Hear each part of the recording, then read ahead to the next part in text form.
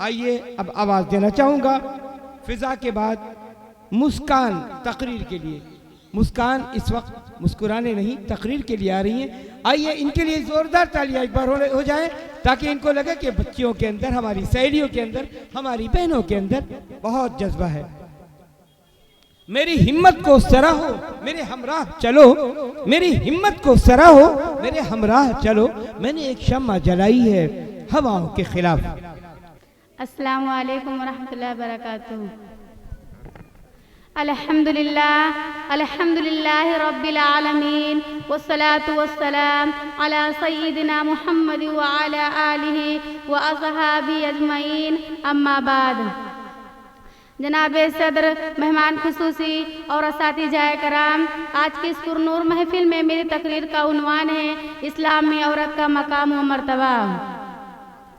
میری عزیز بہنوں، آج یہ سوال ہر ایک کی زبان پر ہے، اسلام نے عورت کو کیا دیا؟ اسلام نے عورت کو قید کر دیا، اسلام نے عورت کو آزادی حاصل نہیں، اس کو گھر کا غلام بنا دیا. وہ گھر کی نوکرانی ہے، وہ خادمہ ہے. اسلام نے اس کے ساتھ مساوات کا معاملہ نہیں کیا، اس کے حقوق کو تلف کر لیا، اس کو 4 دیواریوں میں قید کر دیا اور مردوں کے ماتحت بنا دیا، اور اس کو مرد کے شانہ بشانہ چلنے کا حق نہ دیا، اور بہت سی زیادتیاں کی ہیں.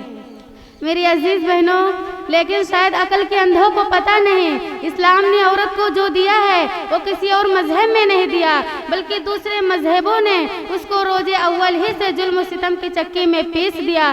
کبھی کہا کہ عورت انسان ہی نہیں بلکہ کہا عورت جانور ہے، کبھی کہا کہ وہ مرد کی غلامی کے لیے پیدا ہوئی ہے، وہ شیطان کی ایجنٹ ہے، وہ برائی کا علائے کار ہے، اور نہ جانے اس کو کیا کیا کہا گیا ہے اور اس پر بڑا ظلم کیا گیا ہے. اور آج بھی اس کی عزت کو تار تار کیا جاتا ہے، اس کو نمائش اور ایڈورٹائزمنٹ کے لیے برہنہ کیا جاتا ہے، اور آزادی نسواں کے نام سے اس کے ساتھ دھوکہ کیا جا رہا ہے، اور اس دھوکے میں آسانی سے آ جا رہی ہے. میری عزیز بہنوں، اسلام نے عورت کو کیا دیا؟ اسلام نے عورت کو حیا کی چادر دی، گھر کی حکمرانی دی. اسلام نے اس کے ساتھ حسن سلوک کا وصیت کیا. شاید کہ آپ کو معلوم نہیں، اسلام میں 3 بڑی دولت ہے، سب سے پہلے عورت کے حصے میں آئی ہے شہادت کا مرتبہ، ایمان کی دولت، مال کا خرچ کرنا، اور تو اور قرآن میں ایک سورہ نساء کے نام سے ہے جو جا بجا اس کے حقوق کو بیان کیا.